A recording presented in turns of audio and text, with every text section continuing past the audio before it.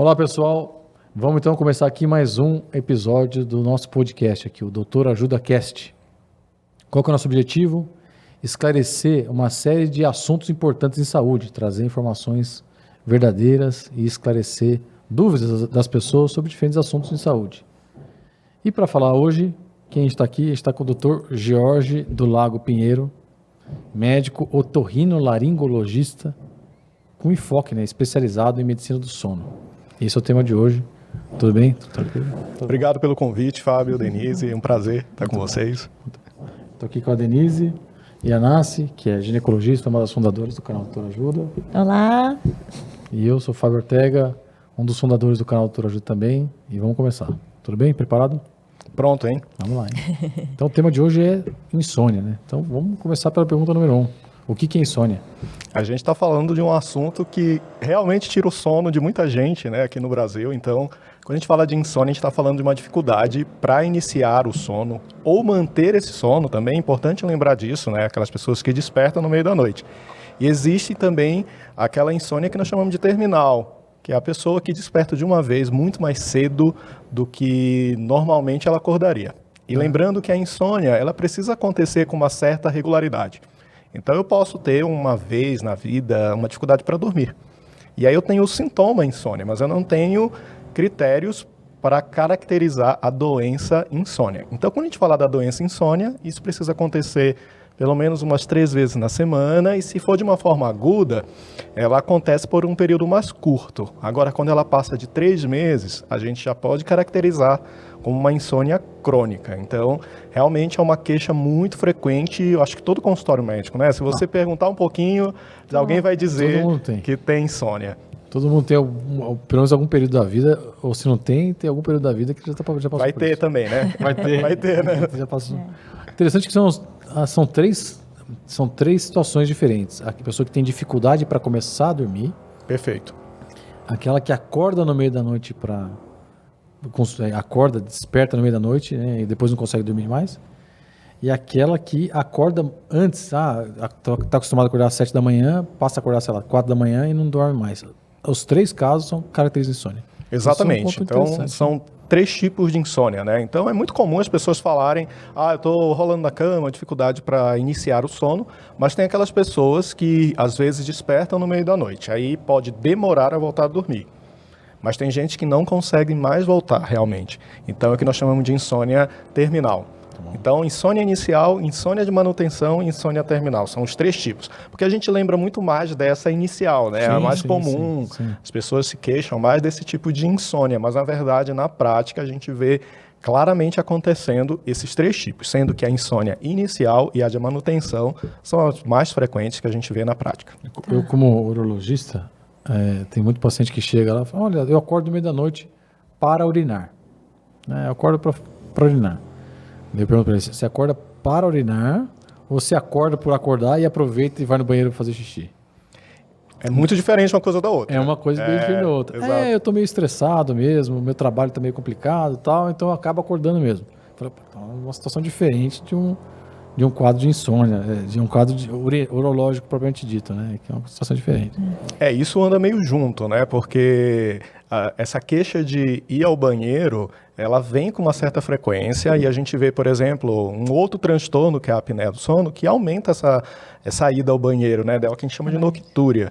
Então, as pessoas vão mais ao banheiro por causa disso. E isso que você pergunta para os seus pacientes é o que eu também pergunto. Diz, não, mas assim, você despertou pela urgência de ir ao banheiro ou você foi ao banheiro porque você despertou? Porque faz total diferença no tratamento, na investigação e tudo mais, né? Então, eu até ia te perguntar, para esses tipos de insônia, tem causas diferentes? Quais são as causas de insônia? Perfeito. Tem causas bem diferentes. Então, quando a gente vai avaliar, a gente precisa primeiro entender o paciente nessas 24 horas. O indivíduo que está lá nas 24 horas. Porque, às vezes, o paciente chega lá para você, não, doutor, eu já faço isso à noite, eu já desligo o celular e nada está resolvendo. Mas o sono, ele começa a partir do momento que eu levanto da cama. Então, eu levantei, eu já estou construindo o sono que eu vou ter à noite. Então, o primeiro passo é entender toda a rotina do paciente. Agora, uma pessoa que tem dificuldade para iniciar o sono, a gente tem que pensar em algumas frentes na hora da investigação. A primeira delas, que eu acho super importante, é a confusão que a gente faz na cabeça da gente de que todo mundo tem que dormir no mesmo horário. Então, isso pode trazer algumas questões importantes. Por quê? Às vezes a pessoa, na casa dela, todo mundo dorme 10h30 da noite, ela vai para a cama. Aí eu pergunto, mas você estava com sono? Ou você foi para a cama porque todo mundo foi dormir? Sim. Porque tem pessoas que têm um horário um pouco diferente do horário habitual. E elas vão para a cama sem sono. Aí eu sempre digo, olha, você não senta na mesa de jantar 4 horas da tarde para esperar o jantar. Você vai sentar no momento que você estiver com fome. Mesma coisa na hora de dormir. Você tem que dormir se estiver com sono. Então, entender o próprio corpo. Mas algumas situações são muito importantes, né? Como, por exemplo, a ansiedade. A ansiedade é uma coisa que atrapalha muito o início do sono. Isso é muito verdade nos dias atuais, porque cada vez mais uma geração ansiosa, né? Quem nunca passou por isso, né? Quem está isento disso tudo? Mas a ansiedade atrapalha muito o início do sono e também, o que é muito mais frequente, que a gente tem que pensar antes de qualquer coisa, são os maus hábitos, né? A má higiene do sono. O que eu estou fazendo que está atrapalhando o meu início do sono? Lembrando que, para eu dormir, para eu ter um sono no momento certo, eu preciso sinalizar adequadamente para o meu cérebro e eu preciso ter regularidade. Então, se eu estou ali super estimulado por qualquer mecanismo, seja celular, seja uma preocupação, alguma coisa assim, o sono, ele vai sumir, ele não vai vir. Porque às vezes também, se eu estou preocupado, a fome também some às vezes, né? Sim, então sim. O sono ele pode ser um sinal de que aquela preocupação você precisa dar uma atenção maior. Eu sempre falo que se você vai lá pro travesseiro, põe a cabeça e começam a vir 1 milhão de pensamentos, faz esse exercício antes. Se antecipa esse momento, né? Às vezes a gente tem que voltar para o bloquinho de papel e fazer a anotação. Amanhã eu tenho que pagar essa conta, eu tenho que ir na reunião da escola do filho. Se isso te traz preocupação, anota, faz esse exercício, que isso já diminui muito essa ansiedade próxima ao horário de dormir. Agora, quando a gente fala de insônia de manutenção, aí a gente tem que pensar se tem alguma comorbidade. Que acorda no meio da noite. Exato, quem acorda no meio da noite. Então, por exemplo, apneia do sono, que aí, por exemplo, é melhor você despertar porque você está ali roncando, tendo pausas na respiração, sufocando, e você desperta por causa disso. Então, o teu corpo diz, olha, você não consegue respirar bem dormindo, vamos acordar, que é melhor estar acordado, né? Mas também, por exemplo, uma questão urológica, uma questão, por exemplo, das mudanças hormonais nas mulheres, né? Os fogachos começam a vir, então são motivos importantes que a gente tem que avaliar junto. Como também transtornos mentais, como depressão, isso faz muito esse despertar no meio da noite. Aí a pessoa acorda, a preocupação surge e ela fica ali na cama, esperando esse sono. E esse sono às vezes não vem. Então a gente tem que driblar um pouco esse cérebro, né? Nós ficamos lá pensando, então, acordou, 20 minutos de sono, não veio, levanta. Não fica na cama esperando, porque isso só aumenta a sua preocupação e o seu hiperfoco no sono. É importante a gente se preocupar com o sono, mas não ficar com um foco excessivo nele, né? Aí o sono vira a razão de todos os meus problemas da vida, né? Fantástico. E a insônia terminal, insônia terminal, é isso mesmo? Isso. Que acorda mais cedo? E no volta a dormir também é bem parecido com a insônia de manutenção, né? Ela tem essa relação principalmente com depressão, né? Os pacientes com depressão, eles têm esse comportamento bastante recorrente de despertar e não voltar a dormir. Ou volta a dormir depois de longo tempo. Muito comum, né? Chega, doutor, eu acordei 3 horas da manhã. Parece até uma hora cabalística, assim, né? Ou 3 horas da manhã. Existem muitos estudos até se questionando o porquê dessas 3 horas da manhã, esse despertar espontâneo, né? Na verdade, a gente tem uma questão de regulação do ritmo circadiano aí.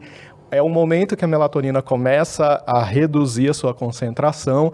Isso, de certa forma, pode influenciar. E aí eu já estou preocupado, eu despertei, os pensamentos começam a voltar. E aí você fica, ai meu Deus, todo dia 3 horas da manhã tem uma questão espiritual envolvida. Por que 3 da manhã? Por que 3 da manhã? Aí você assiste um filme de terror, fala lá que 3 horas da manhã tinha alguma coisa, né? Então, mas na verdade tem uma questão realmente desse ritmo circadiano envolvido nisso. E uma dúvida comum é isso da quantidade de sono. É verdade que é 8 horas é o número também que a gente escuta, né? 8 horas por dia que a gente precisa dormir? Eu gosto de estabelecer assim um teto mais para cima para a gente negociar uma quantidade boa, né? Porque assim, eu gostaria que as pessoas tivessem a oportunidade de dormir 8 horas por noite, mas a gente sabe que a sociedade, isso é um pouco difícil. Então, a gente fala de uma estimativa de 8 horas. Então, estimativa é algo que a gente sempre fala em cima de estudos que avaliaram em boa parte da população adulta, lembrando que isso é para os adultos, criança precisa de uma necessidade maior, está em torno de 7 horas e meia a 8 horas de sono. Então, vamos trabalhar com uma meta maior para poder a gente atingir o mais próximo possível. Mas hoje nós sabemos que tem pessoas que podem necessitar menos que isso. E aí tem uma casca de banana aí, porque muitas vezes a gente está 20 anos trabalhando, chegando 7 horas no emprego. E aí eu acordo às 5, eu estou modulando uma rotina há 5 anos, há 20 anos. E aí eu digo, não, para mim tá bom, eu durmo meia-noite, acordo 5 horas e tá ótimo. E no meu trabalho, eu não tenho nem tempo de pensar na possibilidade de tirar um cochilo ou perceber essa ausência desse sono, essa redução do sono, as consequências disso. Então eu acho que dormir 5 horas está tudo bem. Não, dormir 5 horas nunca está bem. Nunca, hipótese nenhuma. E a gente tem os dormidores curtos, que são pessoas que precisam em torno de 6 horas de sono. Mas isso a ciência ainda não deixou muito claro se isso é um padrão real, né? Ou se isso existe uma modulação do ambiente. Então, de qualquer forma, é importante a gente até lembrar de algumas situações. Quando eu estou de férias, por exemplo, se eu durmo mais um pouco, a minha média de sono aumenta. E se também a gente sempre associa não dormir bem com sonolência, mas às vezes tem outros sinais que possam vir associados, né? Dificuldade de concentração, a memória já não está tão boa. Então a gente pensa irritação, né? Irritação é muito comum. E às vezes a gente está lá, será que eu sou bipolar? Será que eu sou, sou muito nervoso? A coisa mudou? Tá, tudo bem, pode ser sim. É um diagnóstico importante se pensar. Mas às vezes você está dormindo pouco. E precisa ajustar isso. E tem pessoas que podem precisar mais que 8 horas. 8 horas e meia, 9 horas. E para essas pessoas é muito difícil, né? Porque às vezes a oportunidade de dormir o que necessitam não é algo frequente. Porque ficam lá, quem consegue hoje dormir 8 horas e meia, 9 horas por noite. Mas de uma forma geral, a maior parte da população, a gente focando ali nos 7 horas e meia, 8 horas, você já está dentro de uma média que é importante. Mas lembrando que, se você não está atingindo isso, converse com um profissional, porque às vezes o seu ritmo, a sua quantidade pode ser um pouquinho diferente. Não é a maior parte das pessoas, mas existem esses 2 outros tipos de quantidade de hora de sono. Ótimo. E aí, então, veio a pessoa lá, tem insônia, né? Você perguntou tudo, fez a anamnese. E aí, como é que são os principais tratamentos em relação à insônia? Perfeito. Então, o primeiro passo é a gente identificar o que pode estar gerando aquele quadro. Então, são maus hábitos? Então, às vezes, eu brinco com o paciente e digo, olha, você é teu coach, eu preciso organizar sua rotina. Então, às vezes, a gente precisa fazer uma orientação, lembrando que a gente, através dessa conversa, identifica os fatores e isso é pessoal. Então, não tem uma listinha de mudanças que eu possa entregar, olha, você cumpra essa lista e vai dormir bem. Não, a gente identifica para cada pessoa. Então, o primeiro passo é corrigir os maus hábitos. Antes de remédio, a gente tem que pensar isso. Então, se esse cara, ele não está tomando sol de manhã. Gente, sol da manhã é super importante. A gente só foca no período da noite. Eu estou cuidando do meu sono, eu não estou usando o celular perto de dormir. Tá, você toma sol da manhã? Porque é um dos mais importantes sinalizadores para o nosso cérebro. De que aquilo é manhã? Do que o dia chegou. Então você está organizando. Agora, se nós estamos, por exemplo, no inverno, e aí você tem o dia mais curto que a noite.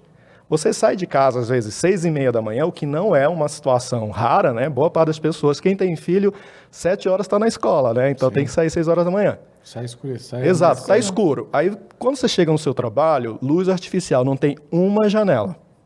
Você não pega a luz do sol. Quando você sai, o que acontece? Tudo escuro ainda. E você está lá com a luz artificial o dia inteiro. Então, em nenhum momento houve um contraste de luz natural e luz artificial. E o nosso cérebro faz uma diferença entre o espectro de luz que vem do sol e o espectro de luz que vem das lâmpadas artificiais. E aí, você faz isso uma vez, tudo bem. Mas você fazendo isso todo dia, você começa a desregular esse processo.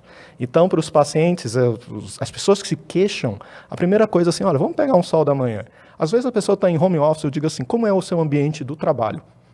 Ah, eu trabalho lá no meu quarto, fecho tudo, fico lá isolado. Não, você vai mudar agora, você vai lá para uma sala que tenha luz, você vai abrir as cortinas, abrir as janelas, tomar esse sol da manhã. Ou então, se faz um exercício e você pode fazer cedo, vai para o lado de fora de casa, do prédio, faz uma caminhada de meia hora, 30 minutos, já faz milagre, faz milagre, faz milagre. Olha só, esse é um ponto importante. Essa é uma dica importante, hein? É uma dica muito boa. Não, isso muda muito, muda o humor da gente, né? Porque aí sinalizou, é o primeiro sinal do dia que você precisa para liberar cortisol e se preparar para as atividades. Agora, a gente vai seguindo com uma série de outras avaliações. Como é o seu ambiente de trabalho? Você tira algum cochilo? Você faz abuso, por exemplo, de café? Né? Então, lembrando que a gente tem esse hábito, o brasileiro adora um cafezinho, eu adoro, né? Todo mundo gosta. Só que o que acontece? Eu preciso saber a dose e o momento de usar esse café. Porque a cafeína, que também está em outros alimentos, né? Não está só no café, na bebida, mas está no refrigerante tipo cola, tá no chocolate, alguns chás, né? Porque aí também as pessoas dizem, vou tomar um chá para relaxar e dormir. E toma um chá mate. Não, cheio de cafeína, vai te deixar muito mais estimulado. E aí a gente precisa, no final do dia, fazer essa conta, né? O que eu ingeri? Então, de uma certa forma, a cafeína, que pode estar em diversos alimentos, ela tem uma duração aí de 6 até 8 horas no corpo. Então, aquele cafezinho que você toma ali 5 horas da tarde, pode, se você já tem dificuldade para dormir, pode piorar isso, pode potencializar. Então, às vezes a pessoa toma 5 cafezinhos durante o dia, o último 5, 6 horas da tarde, e quer dormir bem. Isso vai atrapalhar o seu sono. Então, a gente tem que ficar atento a isso. E também a própria questão do que eu faço no momento em torno do sono. Então, eu chego lá na minha casa, aí eu vou lá responder todas as mensagens do celular. Eu sei que às vezes a gente não tem muito tempo para isso, né? Nossa. Mas uma coisa que eu aprendi é o seguinte, eu, em primeiro lugar, depois as mensagens do celular. Se não for uma situação de extrema urgência, de alguém precisando da sua ajuda naquele momento, então vai ficar para o outro dia. E porque aquela luz que vem ali, seja do computador, seja do celular, é uma luz que a gente chama de luz azul. Para o nosso cérebro, ela é muito parecida com a luz do sol. Aí o que ele diz? Não vou liberar melatonina não, que é dia. Melatonina é um hormônio da noite. Eu preciso diminuir essa luminosidade para ela começar a ser liberada. Então, quando a gente corrige todos esses hábitos, aí a gente vê o que sobra disso tudo. Isso serve para TV também? TV, tablet, todos os... Exato. Aí as pessoas, alguém pode chegar a dizer, não, mas eu durmo, a TV me ajuda a dormir, né? Eu deixo ela ligada. Mas muitas vezes, eu observo isso até em crianças. Criança, dou o tablet para ele. Aí o que acontece? Eles até dormem, porque estão vencidos ali por uma pressão de sono. Mas às vezes, esse estímulo luminoso da TV provoca despertares durante a noite, superficializa esse sono, porque é um estímulo importante. Então, a gente não associa nenhum tipo de tecnologia com o início do sono. Se você fez isso durante toda a sua vida, é o momento de rever esse hábito, porque realmente pode estar causando... Às vezes a pessoa está lá, nossa, eu dormi 7 horas, mas eu não descansei. E às vezes a exposição excessiva a eletrônicos pode te deixar muito estimulado e até reduzir fases de sono mais profundas e que são importantes também para a nossa regulação da saúde, né? E a atividade física também ajuda? Atividade física é uma questão aí que a gente tem que pensar sobre duas fontes. Primeiro, que tipo de exercício físico você está fazendo? Uhum. Se eu sou um atleta profissional, por exemplo, né? Olimpíadas aí o que acontece? Vou lá treinar intensamente. Se aquilo envolve um gasto calórico, aumenta a minha temperatura corporal, talvez fazer isso no período noturno não seja a melhor opção. Mas durante o dia vai te ajudar muito com o seu sono. Agora, o meu único horário de fazer exercício físico é à noite. E eu quero dormir bem. Então, um exercício que trabalha muito a questão aeróbica, a respiração, uma caminhada, um exercício de relaxamento, ajuda muito com o sono. Então, a gente precisa entender qual a demanda do exercício físico para a gente também ajustar melhor esse horário. E lembrando que tem pessoas que elas têm uma tendência a um estímulo muito maior no período noturno, elas se estimulam mais. Se ela faz um exercício ali, ela realmente vai atrasar ainda mais esse início do sono. Mas, por exemplo, para alguém que é mais matutino, e aí no período noturno quer dormir ali 9h30, 10 horas, vai fazer um exercício de relaxamento, vai dar tudo bem, não vai atrapalhar o sono. O importante é a gente separar que também o exercício físico ele é diferente. Se eu vou para uma academia, por exemplo, né? Música, luminosidade e exercício de alto impacto. Então eu preciso entender o quanto que isso vai me influenciar.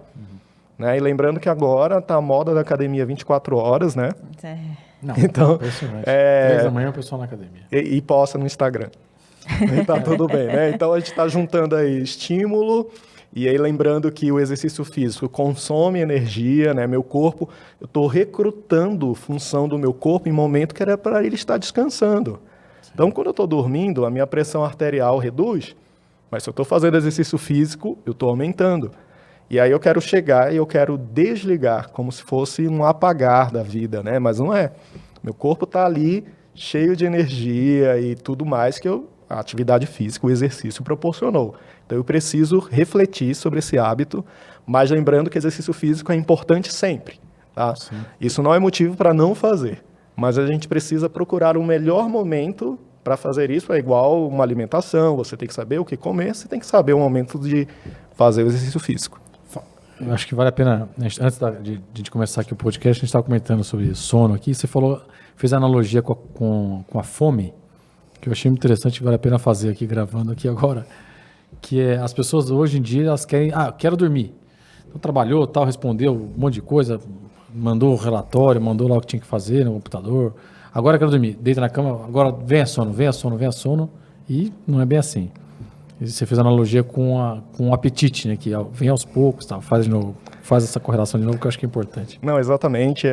Eu estou fazendo tudo na minha vida, né? Estou chegando lá no período da noite, aí eu tenho 1000 relatórios para entregar, 1000 mensagens para responder, terminei tudo, agora eu vou deitar e o sono vai vir.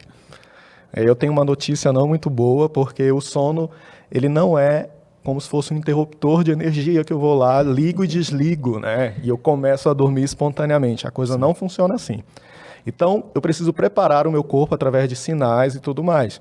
É a mesma coisa com o apetite, né? Então, a gente sabe, por exemplo, se você almoça meio-dia, você todos os dias vai começar a meio-dia sentir aquela fome, mas não é... Previamente, você já sente sinais disso, né? Então, você começa a hipersalivar, produzir algumas enzimas e tudo isso se preparando para esse momento. Então, para o sono, é um pouco parecido. A coisa vai acontecendo. Então, primeiro, a nossa temperatura corporal vai reduzindo progressivamente, né? Isso é importante. Então, frequência cardíaca, frequência respiratória já não é igual no momento do dia. E aí vai culminar com o momento do sono. Agora, se eu estou cheio de atividades, eu não permiti meu corpo passar por essas mudanças. Aí eu quero apagar, né? Quero desligar. Então a gente não tem paciência nem para dormir mais, né? Sim. A gente não tem, porque a vida está cobrando ali, né? Exato, como fosse um...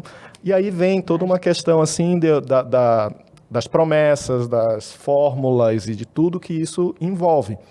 Porque a gente não sabe mais o que é adormecer, a gente não percebe mais os sinais do próprio corpo, né? Porque, imagina, às vezes você está tão cansado, você só quer chegar na sua cama e dormir. Isso funciona, mas o cansaço sozinho pode não ser suficiente para todo esse processo. E às vezes você está muito cansado, muito esgotado, e o sono não vem. E aí você já sabe como vai ser seu dia seguinte, a tragédia que vai ser. Se eu estou cansado hoje, eu quero ver como é que vai estar amanhã. Exato, exato. Então a gente precisa entender que existe toda uma regulação para esse dormir. E aí, eu vou tomar um chá X, eu vou comer o alimento isso lá, porque aquela fruta da Índia que custa não sei quanto é milagroso para o sono. Não existem fórmulas milagrosas nem fórmulas mágicas, tá? E envolve muito o autoconhecimento e o quanto que a gente pode mudar. Não que um determinado chá não te ajude, não é isso. Mas é a expectativa que a gente está gerando, né? Então, como fosse algo milagroso. Então, gente, A gente precisa entender o nosso corpo e isso não sempre é uma tarefa muito fácil, né? Mas é importante. Eu acho que você falou agora é muito importante porque tem muita fake news em relação ao sono, né? Tem muita. Muita. Então a Muita. internet é carregada de informações assim. Assim, Fórmula aqui, pô, você não dorme, é porque você não come isso, porque você não come aquilo. Alimento do sono, dieta à base do sono, que assim, é uma coisa impressionante, então acho que isso vale a pena. a gente fez uma matéria, eu sou editor da revista Sono, que é uma revista jornalística da própria Associação Brasileira. E a gente fez um tema, o charlatanismo não dorme. Né? Fantástico tema. Porque é exatamente isso. Porque eu que leio muito sobre o sono, então se eu abrir minhas redes sociais, eu recebo lá 1 milhão de informações sobre sono. Então vem várias fórmulas milagrosas e tudo mais e tal. E se eu não fosse uma pessoa que tivesse um conhecimento básico sobre isso, com certeza eu ia cair, porque, gente, é um apelo muito grande, né? Não, é um fala apelo. do jeito que é. Não, é sedutor, né?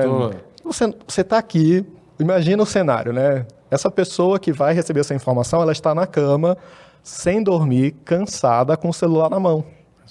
Então, não tem proposta que ela não compre. Então, não compre, hein? Exato. Estou orientando agora, não compre. Não compre, nada porque disso. às vezes cilada. É cilada, quase sempre. Exato. E quando que entra efetivamente as medicações, então? E quais medicações, né, Bom, para tratamento da insônia? Perfeito, né? Então, primeiro a gente precisa dividir a insônia, né, num quadro agudo e um quadro crônico. Então, de uma forma geral, para a insônia aguda, a gente precisa dar um suporte para esse indivíduo, né, que está sofrendo. Então, eu sempre costumo relacionar como se fosse, por exemplo, eu tivesse fraturado um braço, né? Eu vou lá engessar, mas ele não vai ficar assim. Temporariamente, ele precisa desse suporte, depois vai fazer todo o procedimento que seja necessário, vai reabilitar, né, fazer fisioterapia, para realmente funcionar tudo normal. Então, quando eu tenho um indivíduo que ele chega lá, olha, perdi um ente querido, eu estou preocupado, perdi o trabalho, estou passando por algum problema, alguma situação ou algum transtorno da saúde mental que não está legal e a gente precisa realmente tratar esse indivíduo com medicamento. Por quê? Porque senão eu vou cronificar esse processo. Então a gente precisa fazer uma abordagem farmacológica e a abordagem com medicamento, ela precisa ter uma previsão na minha cabeça como profissional. Sim. Eu não posso, assim, vou te prescrever o remédio ad eterno, pode usar. Na verdade, tem que estar dentro de uma estratégia de tratamento. Agora, se, por exemplo, essa insônia já é antiga, já é crônica, às vezes a gente pode lançar a mão de um tratamento farmacológico para dar realmente um suporte para esse paciente, mas a gente precisa lembrar que hoje todos os guidelines, todos os consensos de insônia, eles propõem que o tratamento da insônia crônica ela deve ser feito com terapia cognitivo-comportamental, que é uma abordagem não baseada em medicamentos, né? Que é através de mudanças da minha relação com o sono, porque também a gente pode instituir uma relação ruim com o sono. Anos e anos eu ali brigando, já não é uma coisa boa para mim, né? Então eu preciso refazer essa conexão com uma função básica do meu corpo, que é o sono. Então, a terapia cognitivo-comportamental é uma abordagem indicada e até mesmo para indivíduos que já usam medicamento de longo período e às vezes eles estão lá, olha, não estou feliz usando 20 anos esse medicamento. Então, é uma abordagem que deve ser vista junto, no objetivo de desmamar, de retirar essas drogas de longa data. Lembrando que nenhuma droga deve ser retirada sem orientação médica, tá? Nenhuma. E também esse processo, ele precisa ser gradual, ele não é um processo imediato. Ah, eu uso 20 anos o remédio para dormir, eu vi que o tratamento é terapia cognitiva comportamental. Vou tirar o remédio e vou buscar. Não, não é assim. Precisa ser feito com profissionais habilitados. Mas hoje é uma realidade cada vez mais possível de você tratar, reduzindo muito o uso de remédios. Teve estudos assim maravilhosos que utilizaram yoga, por exemplo. Isso reduziu medicamentos que eram utilizados para insônia antigamente, né? O clonazepam, que é uma droga muito utilizada para o tratamento da insônia, com abordagem de terapia cognitivo-comportamental, maior parte dos pacientes ficaram sem o medicamento e quem não ficou reduziu muito a dose, uma progressão importante. Então, hoje, o tratamento da insônia crônica está baseado nesse pilar. Então a medicação virou o tratamento quase que de terceira escolha, né? Tem toda essa... Higiene do sono. Higiene do sono, essas mudanças todas que a gente está comentando. Depois tem essa terapia cognitiva comportamental e a medicação em alguns outros casos. Para a parte aguda, realmente ele tem um papel importante, né? Para a parte aguda e para a insônia aguda, então ela tem um papel muito importante. E aí a gente precisa ter uma boa relação com o nosso paciente, né? E explicar esse processo evolutivo. Porque a gente recebe diversas demandas. A gente recebe o paciente que ele só enxerga no medicamento o único tratamento. Eu vou te dar um remédio que é a fórmula mágica e que muitas vezes ele quer apagar ali, ele quer, às vezes, até desconectado de todos os problemas. Então, o sono é uma oportunidade. E também tem aquele paciente que ele tem indicação de um tratamento com medicamento e ele não quer, porque ele não quer ficar viciado, né? Ele não quer ficar... E aí a gente tem que explicar todo esse processo, dizer, olha, isso não é um processo que não está sendo monitorado. Ele tem prazo. Mas você não dormir hoje é muito mais prejudicial. Então, a gente precisa de um medicamento. E aí, a gente vai mudando também hábitos junto. Porque a gente esquece que, por exemplo, no tratamento da pressão alta, a primeira abordagem é mudança de estilo de vida. Sim. A gente esquece disso, né? Então, não que seja errado o remédio. O remédio vem, mas também precisa vir disso junto, né? Sim. E para o sono também, eu digo, olha, nós precisamos fazer um acordo aqui, eu vou fazer minha parte, você precisa também vir com as suas mudanças. Então, primeiro passo, muda todos os hábitos inadequados. O paciente mantém toda a queixa de insônia, dificuldade para dormir, uma abordagem farmacológica, né? Um medicamento. Mas esse medicamento, ele é diferente se eu tenho dificuldade para iniciar o sono ou se eu tenho dificuldade para manter esse sono. Sim. Também não existe, porque o meu vizinho usa o remédio X e eu vou tomar. Não, você não tem o mesmo problema necessariamente. Então a gente precisa estar atento que não tem uma regra geral, né? Até para escolher os medicamentos mesmo. Mais um ponto contra essas fórmulas mágicas aí que falam que resolve todos os problemas, porque tem vários tipos de problema, para cada problema tem uma maneira de resolver. Acho importante, né? Porque tem muita fórmula, a gente é contra isso. Isso aí, não, assim, isso é sedutor, né? É sedutor quando você vê, tem todo o marketing por trás. Então, por exemplo, hoje você vai lá na farmácia e hoje no Brasil a melatonina que entrou, que é um hormônio para início de conversa, né? Então, como hormônio, a gente precisa olhar com bastante cuidado no uso. E entrou como um suplemento alimentar e hoje você vai na farmácia, tem um monte de Z saindo assim das prateleiras, né? Sim. E aí você vai à noite, você já lembra assim, nossa, não vou dormir, esse monte de Z saindo. Aí você compra e começa a usar, né? Eu acho que isso é um ponto importante. A melatonina, ela ajuda efetivamente a dormir? Olha que essa é uma pergunta que vale milhões, né? Vamos ver se a gente consegue ser claro aí para todo o público, porque se você ler todos os consensos, eu não estou falando só do consenso brasileiro de insônia que foi atualizado recentemente, foi publicado no ano passado, mas se você ler o europeu, o americano, você não vai encontrar a melatonina lá como tratamento para insônia. Nossa, olha. Então, isso já diz muita coisa, né? Mas a melatonina não tem nada a ver com sono? Tem muito a ver e é muito importante. Mas a gente precisa entender qual que é o papel dela. Então, a melatonina tem 2 grandes papéis. O primeiro delas é regular o nosso relógio biológico. Então, o mercado ele propõe que a melatonina seja o hormônio do sono. Mas a ciência não diz que a melatonina é o hormônio do sono, diz que é o hormônio da noite. Ela diz para o meu corpo o que tem que acontecer no período noturno. Então, melatonina não é o hormônio do sono, é o hormônio da noite. Então, ele tem uma função reguladora desse relógio biológico, a gente chama cronorreguladora. E a função de fazer dormir, que é uma função que nós chamamos hipnótica, é uma função bem secundária. Às vezes, a função dela, nesse aspecto, não é tão importante assim, ao ponto de dizer, eu vou tomar e vou apagar, vou dormir. Não necessariamente. Então, de uma forma geral, até a Sociedade Brasileira de Endocrinologia, a Sociedade de Medicina do Sono, eles recomendam o uso de melatonina em situações muito específicas. Por exemplo, quem tem o que nós chamamos de atraso de fase de sono. Pessoas que elas dormem mais tarde e acordam mais tarde porque o corpo delas funciona assim. Nossa. Só que aí, ela não é herdeira, né? Porque se essa pessoa fosse herdeira, ela trabalhava no horário que funciona. Mas não, no dia seguinte ela tem que estar no trabalho, né?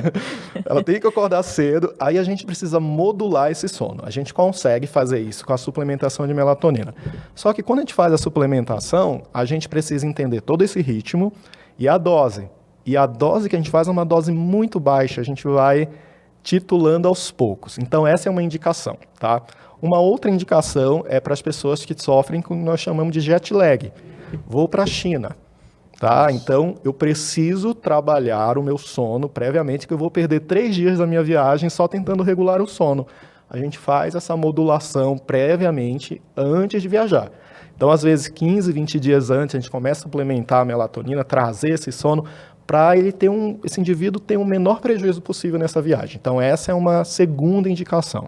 E a terceira indicação é para os pacientes idosos, porque pode ser necessária a suplementação em algumas situações, porque eles produzem menos, principalmente quem fica despertando inúmeras vezes, então é uma opção interessante nessa situação.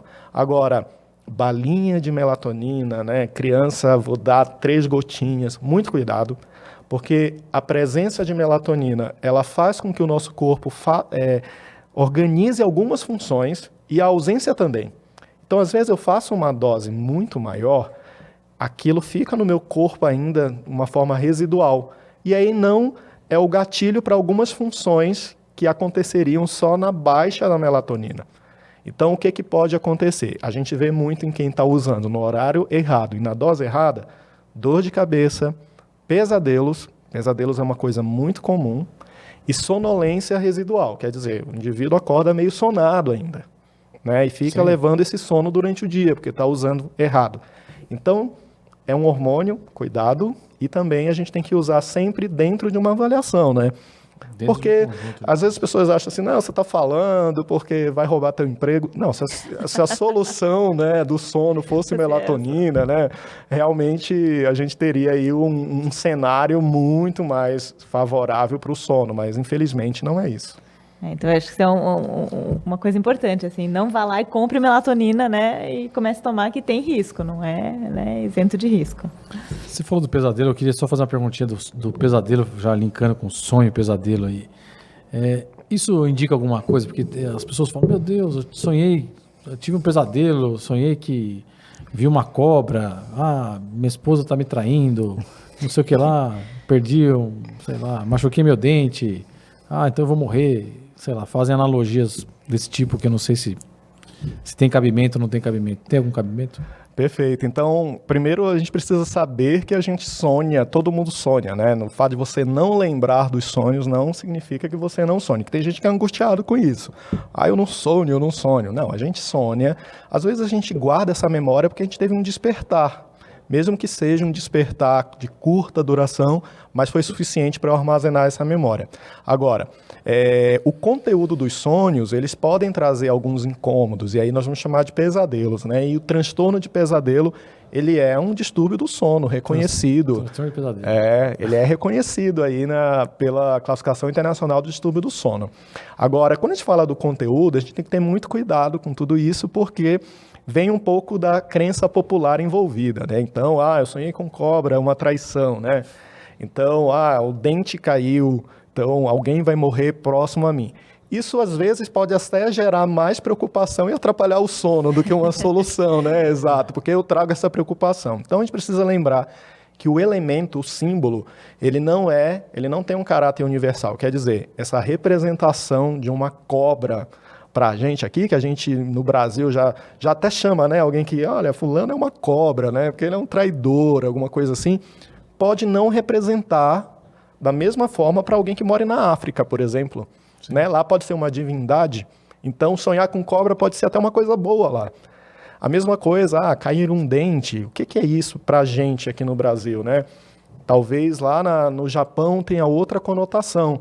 Então, muito cuidado com essas regras muito bem estabelecidas, né? Porque o símbolo, ele pode ter conteúdos diferentes. Agora, se você tem sonhos recorrentes, esses sonhos te fazem despertar, te trazem angústias, preocupação, no dia seguinte você fica preocupado com isso, né? Te trazendo atrapalhando até suas atividades. Talvez seja importante investigar, porque a nossa mente ela é algo fantástico, né? Então, às vezes, a manifestação daquela simbologia pode estar atrás de algum transtorno. Às vezes você tem um quadro de ansiedade, você tem depressão, ou você tem, às vezes, até uma outra doença. Às vezes você está ali sonhando que está afogando, todos os dias você tem apneia. Sim. E o teu corpo está dizendo, olha, você está parando de respirar. Né? Então, muito cuidado, mas ao mesmo tempo é algo que a gente não tem que desprezar esse conteúdo dos sonhos, ele pode estar te dizendo alguma coisa, né? Muito bom. A gente tem várias perguntas aqui do público, então vou fazer algumas aqui para você, tá bom? Perfeito, vamos lá. Ó, aquela dormidinha de 30 minutos depois do almoço, ela faz bem ou faz mal? Ela sempre faz bem, mas não é uma dormidinha ali, como você falou, né, de 30 minutos, ok. Agora aquela dormidinha que você começa no jornal hoje, termina no jornal das 7 da noite, né, não.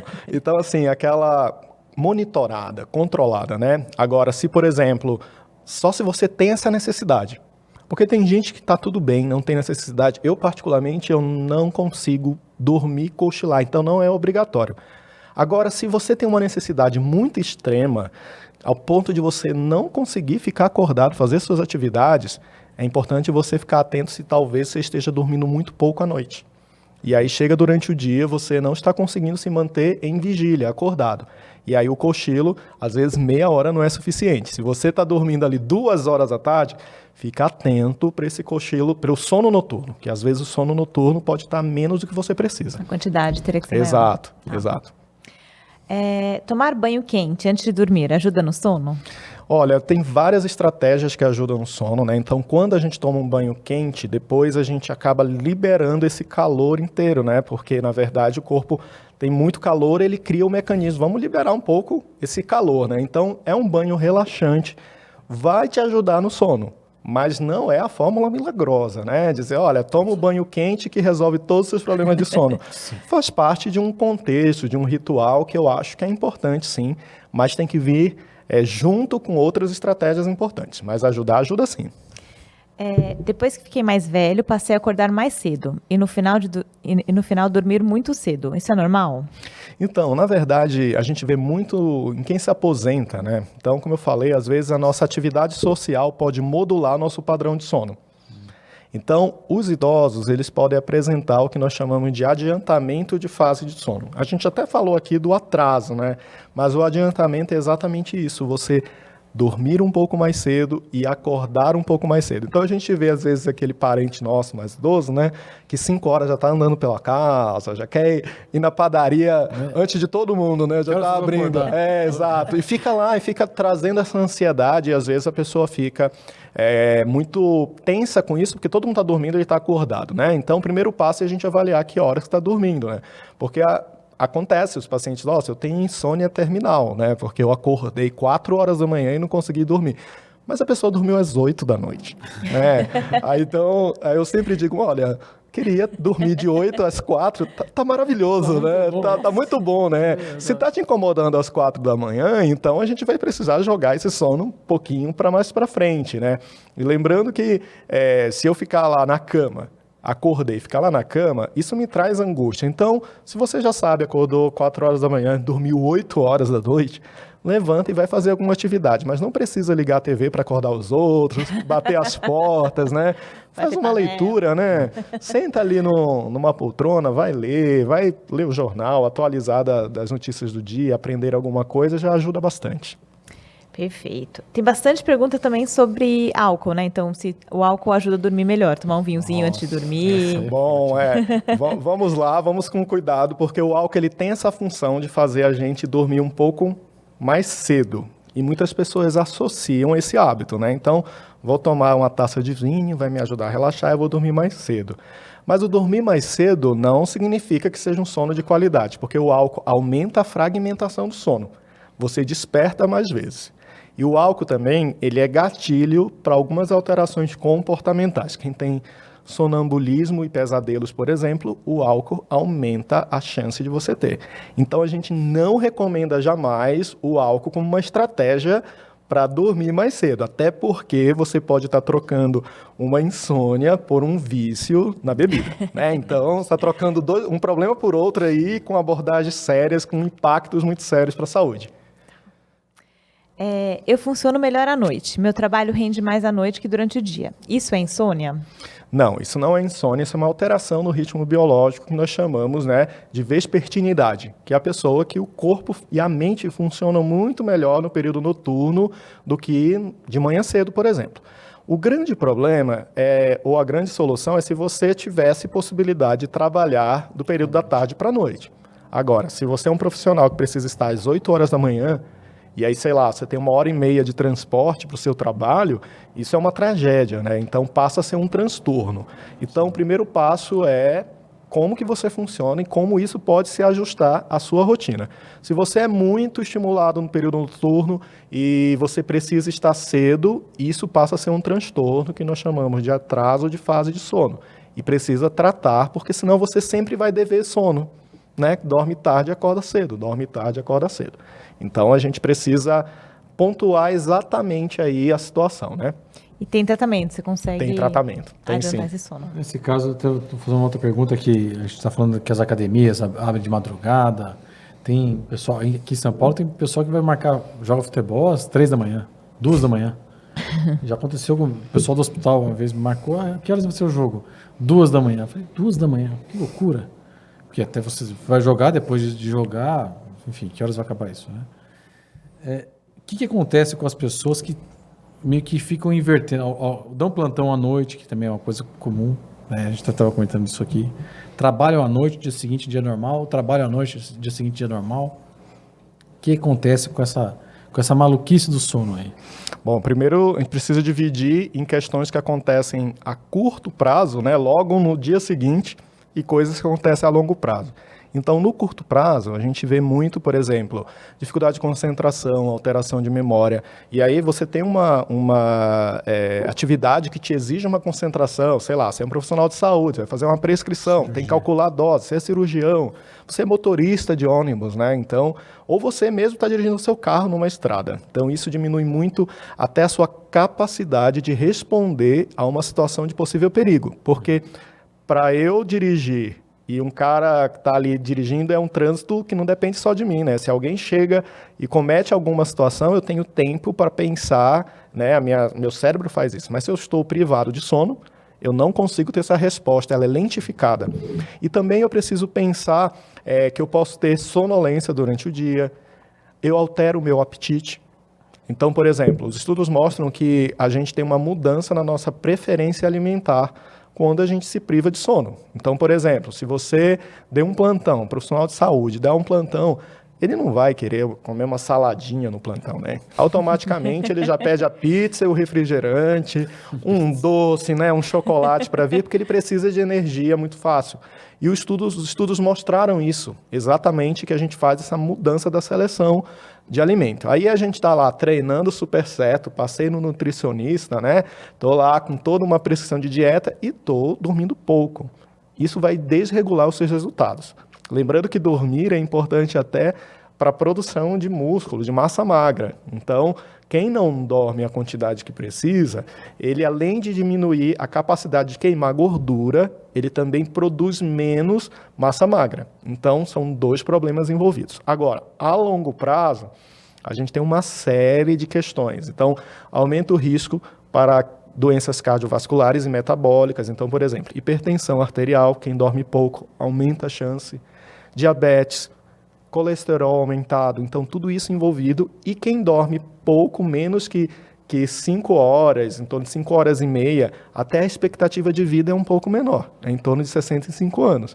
E lembrando das doenças neurodegenerativas, que tem muita relação com a nossa quantidade de sono, né? Então, demência, Parkinson, Alzheimer, são doenças que podem ser muito pioradas, né? Não vou dizer que é exclusivamente, envolve fatores genéticos, estilo de vida, mas o sono tem um papel super importante nisso. Então, é a melhor aposentadoria que você faz, é você cuidar do seu sono, para você aproveitar todo esse momento aí que você diminui sua carga de trabalho, né? Nossa, dica. Vale para todos nós, né? Vale para todos nós, né? Com certeza. Nossa profissão, né? A gente muitas vezes abusa aí do sono. Eu acho que por último, uma coisa importante que acho que vale para todo mundo, né? Eu queria te perguntar assim, dicas de bons hábitos de sono, para você ter um sono bom. Reforçar esse ponto. Reforçar. Eu acho que o primeiro ponto é a gente ter regularidade, né? Porque a gente acha que o sono ele vai acontecer em qualquer momento e eu posso dormir um dia 9 da noite, outro dia 11, outro dia 1 hora e tá tudo bem. Não.